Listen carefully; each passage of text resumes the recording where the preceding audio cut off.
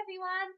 This is the last day we're going to spend writing our story about the lost toy. So, we're going to read over the beginning of the story and the middle of our story, and then we're going to have a little think about how we're going to wrap things up and how we're going to end it. Now, I'm going to read the middle of my story because I don't have the beginning on my board, but you will have your beginning and your middle. So if you have a little read over that with your grown-up, pause the video and then you can press play when you're ready to carry on. Okay, now let's have a little look at where I left off with my story. So I'd written, then Miss Hull left. On the way home, she realised she had lost Bounce. Miss Hull felt worried. Now let's go to our story map and let's look at box number 4. Now, box number 4 is where we quickly race back to the place where we think we've left our teddy. So maybe my sentence needs to say, Miss Hull raced. So I raced, I was very quick because I was so worried. I raced all the way back to the park. Miss Hull raced back to the park. Let's have a little look. Okay, let's clean this board. Oh, there we go. All nice and clean. And let's write our sentence. So, Miss, capital M, finger space, capital H for my name, Miss Hull race. Now remember, this is our past tense word where it ends with ed. So we're going to say a, split diagraph. Now remember, curly K can sometimes make this sound. Ace. Race. There's our ed ending again. Miss Hull raced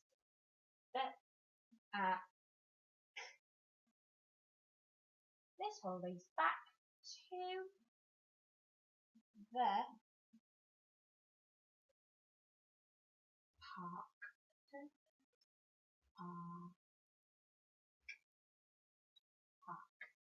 Miss Hull raced back to the park.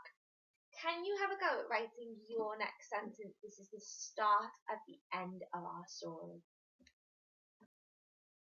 Okay, so now that we've written how we've got back to the place where we've left our teddy, it's the very, very last box on our story map that we want to have a little look at. So this is the part where we need to think about where we are going to find our teddy.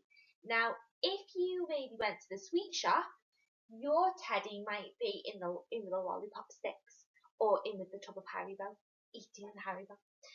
Maybe if you went to school, your teddy could be sat at your desk. Maybe if you went home, your teddy was sat hidden in the wardrobe. My teddy, when I went back to the park, I found Bounce on the swing. She was having so much fun swinging on the swing. That cheeky rabbit.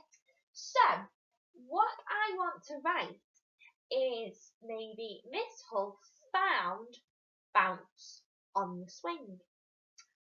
Have a little think about what you want to write with your grown-up, and when you press play again on the video in a minute, we will start to write our sentence together, and then you can have a go at writing yours. Okay, so now that we've thought about where our teddy is going to be found, it's time to write it onto our page. Now remember, when we start our sentence, we need our capital letter, our full stop and our finger spaces. Now my sentence is going to say, Miss Hull found Bounce on the swing.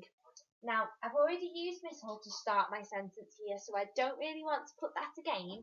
So instead, I'm going to say she. Capital S. She. Finger space. Ow. She found finger space.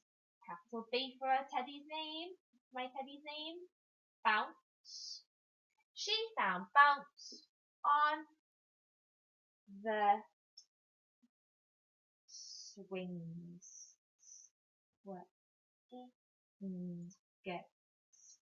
Okay, Now, she found Bounce on the swings. Makes sense. Got all of our words there. We've got our capital letters in the right places for the start of our sentence and for a name. And we've got our finger spaces in the middle. Now, I just need to put my full stop in. Shall we go there? Is that the right place for my full stop? Have a little think. Pause the video and have a little chat with your grown-up. Is that the right place? It's not the right place, is it? I've put my full stop at the end of my line, and I need to make sure it's at the end of my sentence. If I read this out loud, listen to this, see if it sounds like a full sentence. She found Bounce on the swings. That pause where the full stop is to signify that that is the end of our sentence. It shows that that's where we need to stop, breathe, and have a little think about what we've written or what we've read before we go on and read the next part. So she found Bounce on the swings. That's the end of my sentence there, so that's where I'm going to put my full stop. Okay, now then we need to have a little think about what we're going to do when we find our teddy. Now, you might want to give your teddy a big hug. You might want to tell your teddy that you've missed them.